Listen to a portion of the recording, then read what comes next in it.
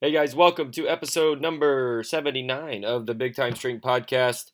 Um, really excited today to bring to you Coach Michael Reese. He is the Assistant Athletic Director and Director of Athletic Performance at Lindenwood University. They are in our conference and really admire from afar a little bit.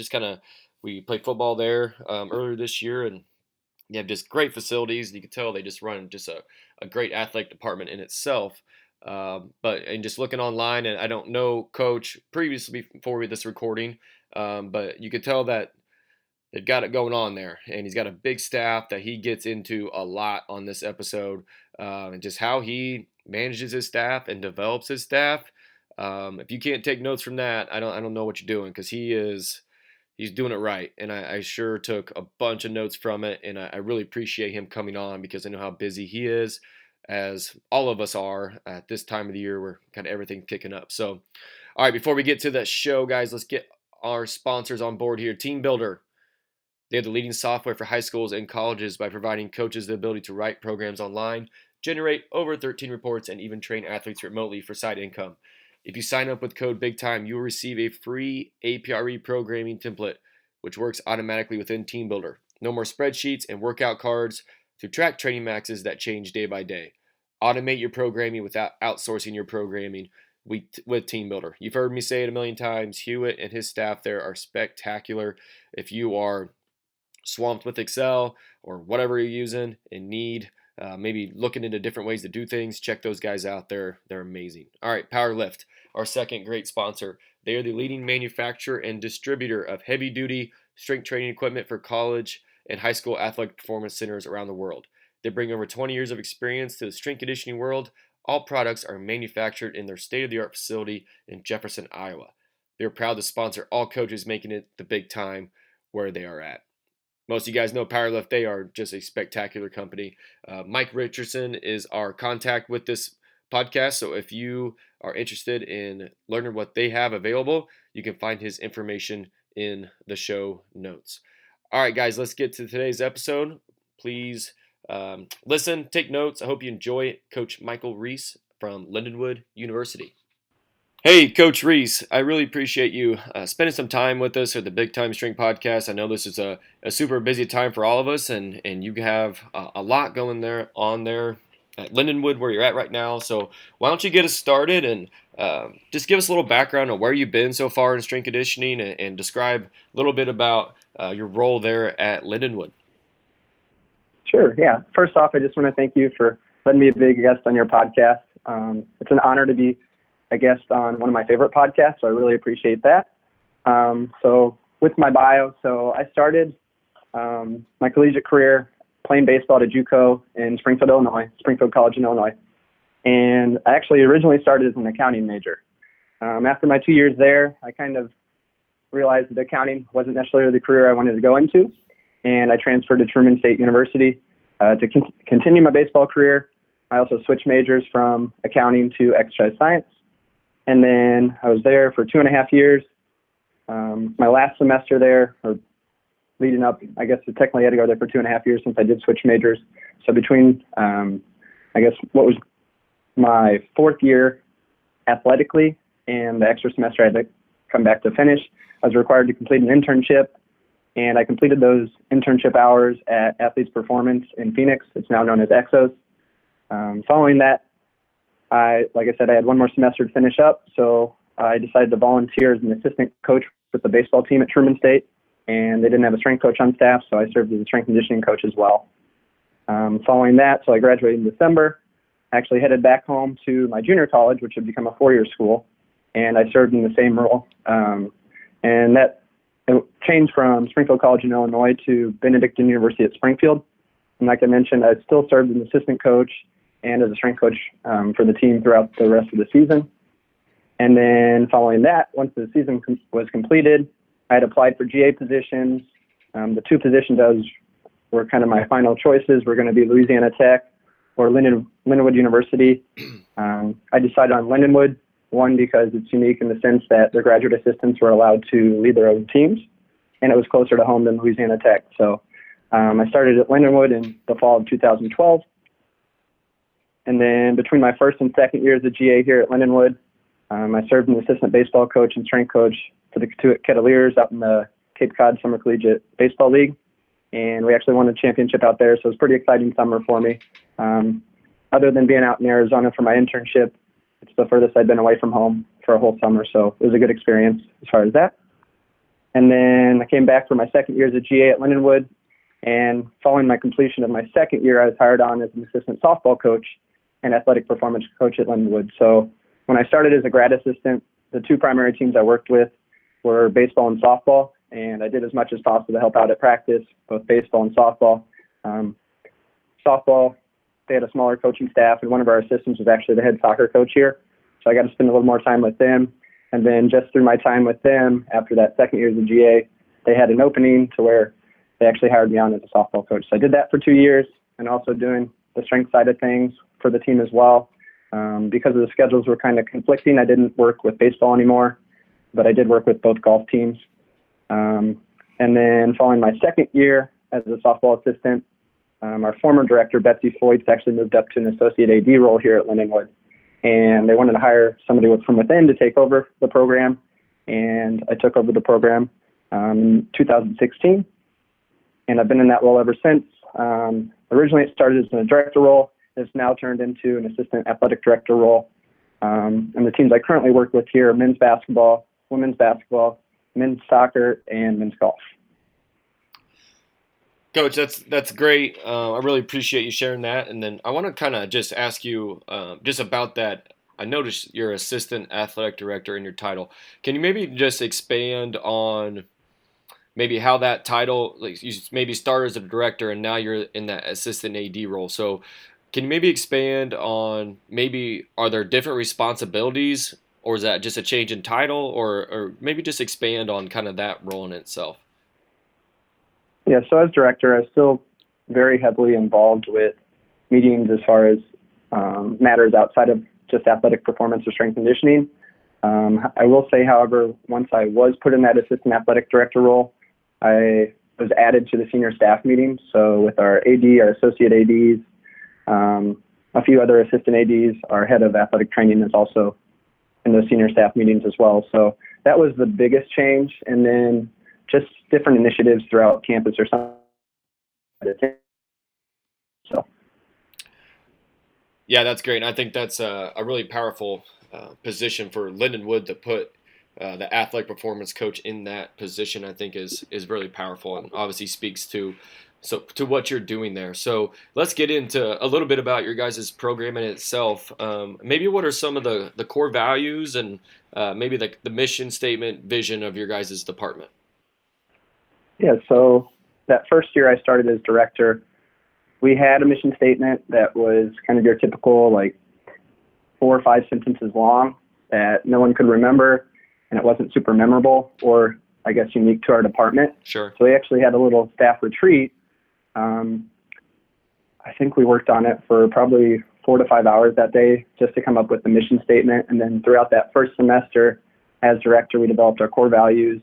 And then by the second year, we had a vision statement as well. So kind of going into details with those, our mission statement is to provide a positive environment for student athletes and staff to learn, grow, and develop as leaders both physically and mentally. And then within that, we developed the mission statement, which was to become the model NCAA Division II athletic performance program by providing the unparalleled student athlete and staff experience to develop tomorrow's leaders. So a big thing there is the leadership. And then with our core values, our 4 core values are give 100%, will do, invest, and have fun. And I can go into more details regarding those. So with the give 100%, we're looking at authenticity and our ability. And also we encourage our coaches to be their own coach and bring their own style to the team. We have 11 staff members, 5 full-time, 6 graduate assistants on staff. So we have a very tight-knit family-type culture. But again, we still encourage everyone to bring their own style to that department, to our family. So the next core value is will do. So we'll have a will do attitude as a fellow coach, mentor, and leader of teams. And I kind of look at that 2 different ways. So one, when someone asks us to do something, it shouldn't be a chore. We should have that attitude that, yes, we will do that versus, yeah, I can do that. But we can also look at it as a confidence issue or confidence related as well, in the sense that if we have a goal, we shouldn't think of it as something that we might be able to achieve or can achieve. It's something that we're going to achieve or will do. So, like I said, with the will do core value, it kind of has two different aspects there.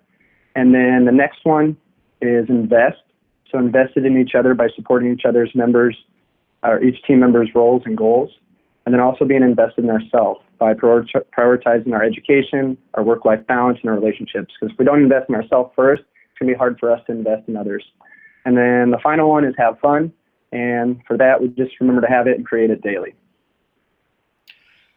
Coach, I loved just all that, but especially you talked about, having that staff retreat and really talking about it as a staff and making an intentional effort to really describe on what you really want and think about that, rather than just pull one off the internet and just say this is what our mission statement is, but get to something that really describes your department. Can you talk just maybe just expand on how that conversation went? Maybe you've already described it, but is there certain things you guys really focused on how to really narrow down that mission statement? Because we went through the same process here a couple years ago, and I know it can get really easy to just kind of sit there and spin your wheels. Yeah, so one thing we wanted to align as closely as possible with the athletic department mission statement. And we were both kind of developed. We had a new athletic director coming into time. We had a new president transition in as well. So we kind of wanted to align it as closely as possible. But like I said, at the same time, we were kind of developing them at the same time. So we kind of bounced ideas off of each other. And then from there, we kind of just looked at specific core values that specifically described our department, not just necessarily a strength and conditioning department in general. So right. No, I think alignment with the overall athletic department and the university itself, I think, is an important thing to think about within that. That's great. All right, Coach, maybe describe what the culture of your program. If I sit there and watched some of your teams train, kind of how would you describe what would be going on there? Yeah, so first I think I have to start within our staff. So looking specifically at the culture we want within our staff. So as I mentioned before, we want to promote a family-type culture within our department. We have a lot of coaches from all over the country, and even back a few years ago, we had some coaches that were from Germany and one from Brazil, so other countries as well. So with that, we spend a lot of time together in close quarters. We're all housed in one small office, essentially. So team chemistry is very important with that. As far as the type of individuals we look for individuals with a we versus a me mentality, that want to be part of something bigger than themselves, that value quality relationships, and they're willing to serve the university and surrounding community. And I feel like we owe much of our success to the fact that we recruit not only great coaches, but more importantly, great people. So with that in mind, kind of looking at our culture within our teams, going back to our core values, we recruit the right people. So that's going to carry over to our teams. So we're looking for that family-type culture within our teams, close-knit. We do have a larger staff than most Division II programs. It's more similar to a D1 model in the sense that most of our coaches only work with, other than football, or we have one strength coach for football, but as far as our other coaches, they work with maybe 3 to 6 teams at most. As far as being the head strength coach, usually no more than 4 of those. But we're able to go to practices, go to pretty much every home game.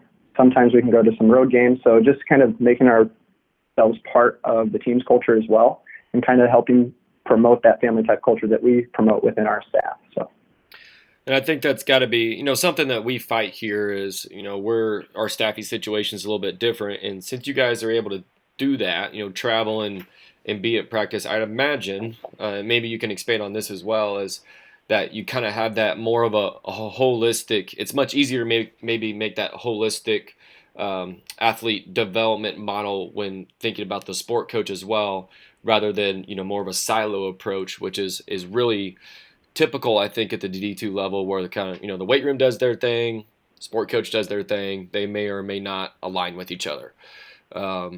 Is that the case? I mean, you guys feel like you have pretty good relationships with your sport coaches in that case? Yes, yep, definitely. Yep.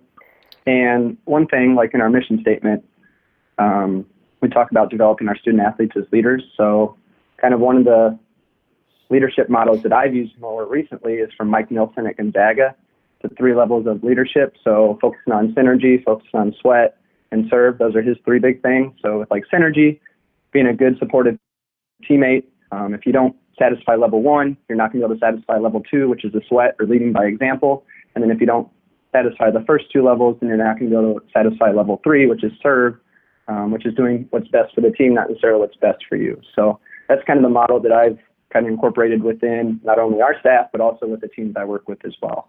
And then a lot of the sport coaches are obviously very supportive of that because they're always saying we need to develop leaders and leadership within the team. So that's kind of the model that I've used. Well, you stole one of my follow-ups. That's perfect. I like that. All right, so we're kind of on the staff subject. You kind of mentioned a little bit the size of your staff, but can you maybe expand a little bit more on how you manage them, and maybe even if you do evaluations, evaluate your staff? Yeah. So first I'll start with how we look at our department as a whole, then break it down into full-time staff, GAs, and our interns. So other than a few additional responsibilities, we treat our graduate assistants just like our full-time coaches. So we all follow the same expectations and policies and procedures that are laid out in the universities and department's handbook. Each coach, strength and conditioning coach for 2 to 4 teams, which I mentioned earlier, and they assist as needed. So the more teams that our grad assistants lead, the less they assist with. The less teams they lead, the more teams they assist with, just to kind of balance it out. Like I mentioned before, at most, I think our coaches work with about 6 teams. So another thing, we provide autonomy to design and implement our own programs. So as long as we're following sound strength conditioning principles and it's a safe training environment, I pretty much let my coaches have autonomy however they'd like to program. And then we also, one of the responsibilities for our GAs and our full-time staff is to communicate and meet with the sport coaches and ATs as well. So they're getting that experience just as if they were full-time strength coaches in regards to our graduate assistants. Other ways that we help develop our department as a whole, we have an August orientation. So we have a few weeks before any of our fall sports start up in early August that our graduate assistants kind of get the new ones on board with everything. If we do have new staff members, we can kind of get them up to speed on everything as well. We attend conferences and we listen to conference recordings. So part of that August orientation that we've done the last couple of years, we've done the Complete Speed and Power Summit, the recordings from that. So each day we'll watch a different presentation for an hour, and then from there we'll discuss it, and then we just kind of go throughout our day the rest of the day. So we have specific objectives for each day as far as that August orientation goes through. Obviously, you got to start with more of the department stuff early on, and then after you get through the first couple of days, then it turns more into professional development and continuing education. Throughout the year, we do roundtables about 2 times per month where we reach out to somebody from our network or one of our graduate assistants networks and just have like a 30 to 60 minute essentially Q&A session with that person. We do quarterly observe and reports. So I review the full-time and the graduate assistants. Our other full-time staff members observe all the GAs once every quarter. And we have a little form for that we fill out and then meet with the GAs or the full-time staff members afterwards to kind of go over what we saw within their training sessions. On top of that, we do a mid and an end-of-year review. So during both of those periods, the full-time staff and the GAs will complete a self-evaluation form. We'll take a look at that, and then I'll also provide feedback myself to the full-time staff, and then myself and the rest of the full-time staff will provide feedback to the graduate assistants at each point there. We also send out questionnaires that are completed by the sport coach, the athletic trainer as well, to kind of give just a little bit more feedback on kind of what they're seeing with this strength program and the strength conditioning coach as well. At the very end of the year, we do an annual department review survey, and then I'll kind of look at all the results, summarize that, and put in a presentation. And I think that's probably been one of the biggest areas of growth in the past couple of years. And since I've taken over as director, we didn't used to do that, and it just helps us moving forward from year to year and to improve from year to year. Another thing we do with the department is we use the Strength Finders book, and we do the Strength Finders assessment. And that kind of leads me into the next thing, which is our mentor-mentee pairs. So we pair every grad assistant with the full-time staff. Now we have 6 grad assistants now and 5 full-time staff. So one of our full-time staff has 2 people. But based on some of the Strength Finders assessments, we'll have monthly prompts within those mentor-mentee pairs, and we'll meet one time a month as well and kind of discuss topics related to those strengths, but also it's focused on goal setting and then any struggles that our graduate assistants might be having, or even the full-time staff. So those are very valuable, our mentor-mentee pairs. Kind of going off of that as well, we also allow our grad assistants to mentor the interns. Obviously, the full-time staff is still mentoring the interns as well, but we rely heavily on our graduate assistants to mentor the interns.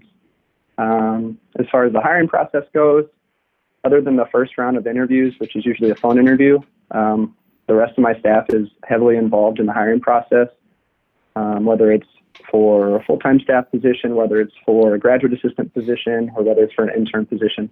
Because moving on to a full-time position for our graduate assistants especially, like they're going to need that experience going into a full-time role where they're going to have to be a part of the hiring process. And then the final thing that we do as a department is we do multiple service opportunities throughout the year. So we've volunteered at Rankin Jordan Children's Hospital. Lindenwood has a day of service that we went out to the St. Charles community. We always help with the freshman move-in for our new incoming students. There's a student athlete welcome back social we always help with, and then we also help with the Make-A-Wish. So those are the things we kind of work on to develop our staff as a department as a whole and kind of evaluate them as well. Now breaking it down into specific categories, so like our full-time staff, all of my full-time staff members, so the other 4 members of the full-time staff, they are given secondary responsibilities or assignments. They take like the department lead on it. So some areas would be GA development. Mitch Schwartzman's in charge of that. Intern development, that relies heavily on Jen Taft. Our nutrition station is our football strength and conditioning coach, JC Hull. And then fundraising, we kind of take that one on pretty much as a whole. I lead it most of the time, but Colin Kolash and Jen kind of help me with that as well. And then another thing for our full-time staff, we allocate $1,000 per year for professional development. So whether it's renewing certifications or travel to go to conferences, conference registration. So each one of my full-time staff is allocated $1,000 for that. And then next for the grad assistants. I put them in charge of facility upkeep. So prior to JC starting this year, we actually had a fitness center director. But with JC coming in, we kind of eliminated that position to where I kind of put the graduate assistants in charge of it. Because again, moving on to a full-time position, that might be one of their responsibilities. So our 6 GAs worked closely together. They created a front desk schedule. They created, assigned, and performed the daily cleaning duties throughout the week and every month.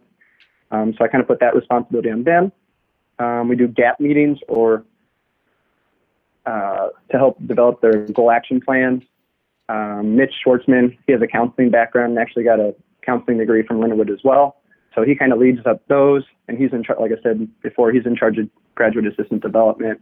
We have them do a portfolio project.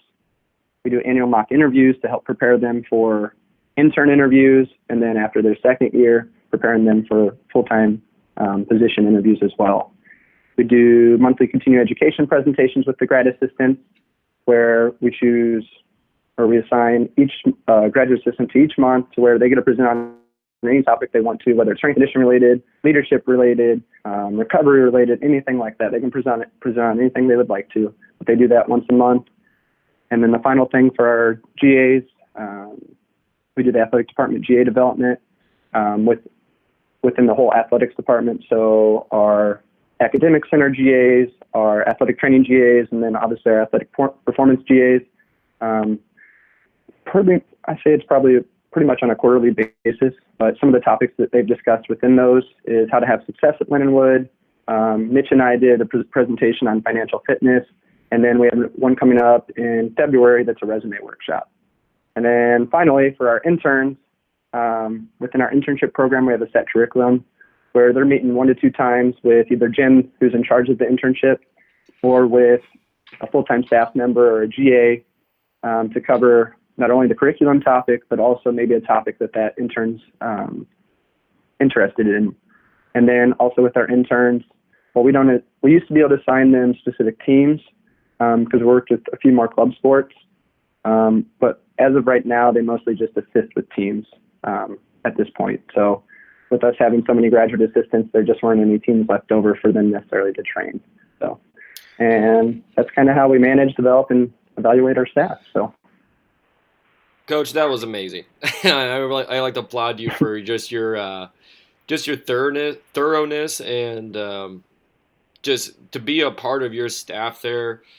The amount of time and effort you are putting into them, and giving them opportunities to grow is something special. I've talked to a lot of coaches on this podcast, and this is one of my favorite questions because I think that's one of our, if you're sitting in that head chair, that's one of your responsibilities is to develop, the people underneath you, and to push the profession forward. And I think me personally can do a better job of that. 100% always looking for ways to do that, and I just got about 30 from you, so I appreciate that. That's spectacular. So something you mentioned there is kind of one of your secondary responsibilities of your staff is fundraising. So if you could, maybe can you share any unique maybe fundraising ideas you guys use there at Lindenwood?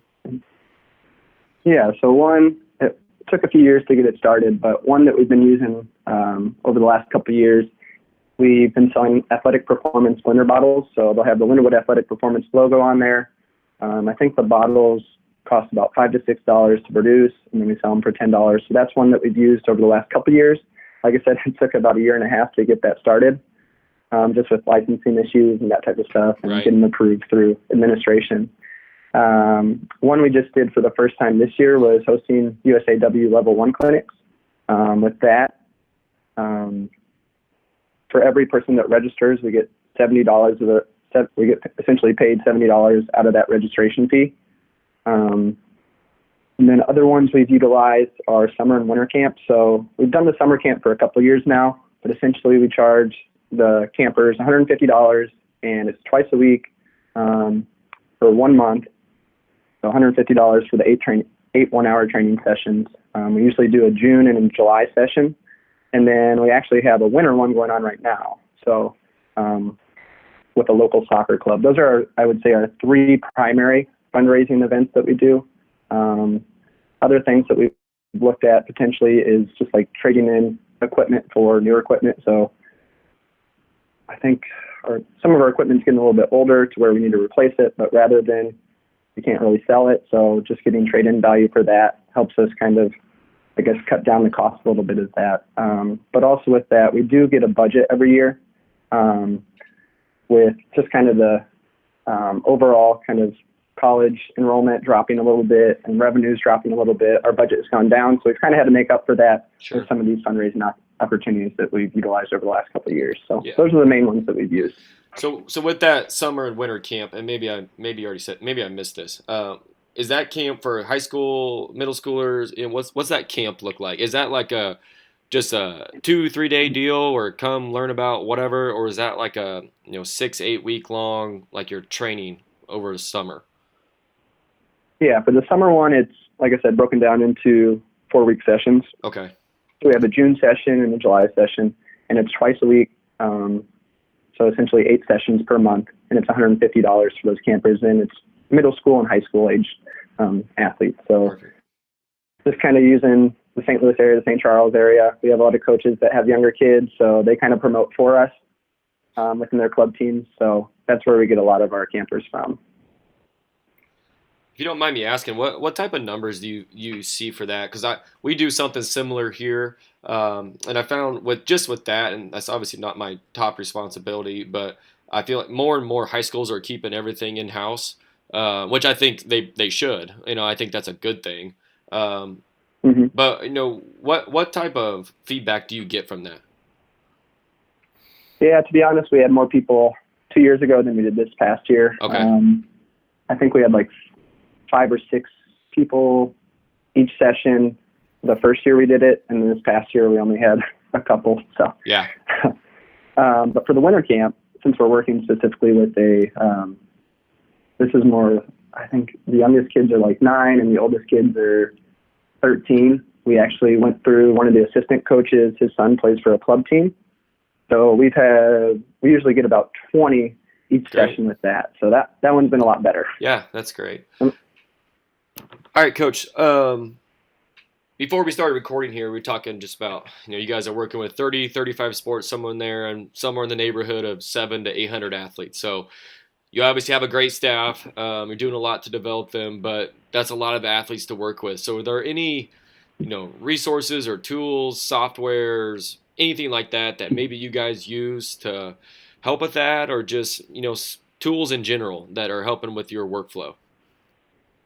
Yeah, so one thing we purchased last year were the Hawk and Dynamics force plates and also their software and cloud system.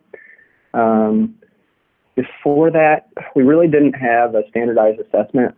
We did FMS probably the previous 4 to 5 years, but we would only do the pre-test like when the athletes first got here, and we never would retest just because it took too long. Right. And it was hard finding time with schedules and everything.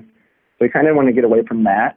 But now we jump them on the force plates. We get essentially a movement assessment and screen based off of that. We can identify injury risk based on their force time curve. And we can also drive exercise prescription based on whatever their high or low variables might be. And the system we kind of use or follow is based on the principles that were popularized by Sparta Science and then also the St. Louis Blues' Eric Rinahan. So that has been the biggest thing we've used for assessments to kind of standardize that process and to make it more efficient. Other resources or tools that we use the free lap timing system. In my opinion, one of the most transferable skills we can help our athletes with is to improve their speed. So by providing that feedback on time 10 yards accelerations, 10-yard flies, one, it's going to drive intent and it's going to make them compete more, which is what the coaches want. But I also think the carryover, because of those things, is going to help them more on the field. So that's another system we use. And then we just got push bands and using the push portal. So not only is it providing philosophy-based training for us, but that portal is essentially an athlete management system where we can do mobile and more efficient programming. And then kind of speaking more specifically on the VBT, it allows us to do auto-regulation in season. So we can give them a set velocity range that we want them to hit instead of using percentages. And then it's also going to provide instant feedback and help drive that intent that I mentioned earlier in the free lap timing system. So those are the three main systems that we use that kind of help us with our efficiency. So with that push band, what's just your overall maybe department philosophy, if you have one, on velocity-based training? Those athletes have to hit certain measurables to use that? Because I think regardless of your level, it's going to help drive intent. But do you use that with the freshman right out of the gate, or is that more of a junior senior thing or advanced thing, or what are your thoughts on that? How I use it specifically isn't necessarily like a freshman or a senior thing. It's more on what phase we're in our training. So we'll use it preseason if we're doing like a power or speed phase, right, to kind of transfer all the strength that maybe they've gained over the off season. We'll use it at that point, but like I said, we'll also use it as auto-regulation in season, just because with maybe some of our lifting sessions not being as consistent from week to week, it's hard, in my opinion, to prescribe percentages, or just based on how much somebody may have played the day before, a couple days before, they might be fatigued. So rather than giving them set percentages where, let's say we were going to put 80% on there, well, maybe one day that 80% feels like 120% of the 1RM, or another day they're feeling really good and it only feels like 50 to 60%. So it just makes it a little bit easier to kind of auto-regulate their training mode. Yeah, perfect. That makes perfect sense. All right, Coach, really, really appreciate your time here again. This is a busy time of the year, getting the semester rolling for all of us. So let's wrap this thing up. I just got 4 quick questions for you. Okay.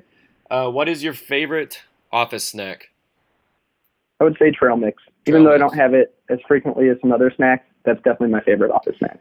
That's mine too right now, and mine's just basically like 90% chocolate and a few peanuts. That's what my trail mix ends up. How about you have 15 minutes to train or work out for yourself? What are you doing? I think it depends on whether it's a lower body day or an upper body day. So on a lower body day, I might start with some sprints and do a superset of either a split squat paired with a hinge type exercise. On an upper body day, I just do a push-pull superset. So that's what I'm doing whenever I only have limited time to train. Gotcha. How about what's the best piece of coaching advice you've ever received? Well, I had one from Ryan Horn, be where your feet are and make the big time where you're at. And if you're consistently doing that, people are going to start to take notice. But with the recent tragedy with Kobe Bryant, I think I want to use a Kobe Bryant quote. That's one of my favorites. Yeah. And in an interview on BT, he mentioned that failure doesn't exist. And the reason he says that, as long as you're learning from mistakes or a loss or an event or situation, well, then that's not failing. You're still growing and getting better each and every day. And I think that's important as a strength coach, as an athlete, to have that growth mindset. So I love that. That'd be the best piece of advice. Yeah, I love that. All right, Coach, last one. Who's maybe a small school strength coach or two that you think did do a great job and deserve a shout out? One that I'd like to mention is the SIU, so Southern Illinois University at Edwardsville. So Mark Jameson and Zach Rockford, they do a great job over there. It is a Division I program, but a smaller D1 school. Sure. If you want to know anything about K-Box, they're the experts to talk to on that. Okay. Joe Quinlan, obviously, at Northwest Missouri State. Josh McMillan at UMSL. And then I'm going to shout out to some of our alumni. Alicia Watson, she's at Washington University in St. Louis. And then Lucas Monroe at University of Texas, Rio Grande Valley. He's the director down there. So great. All right, Coach. Once again, thank you so much for providing the time for us today. I got a good 2 pages of notes here and a lot of stuff to think about from you. So if any of our listeners want to reach out to Coach, I'll have his contact information in all the show notes. But Coach, again, thank you so much, and I hope you have a great spring semester there at Lindenwood. Thank you, and I appreciate you having me on the show.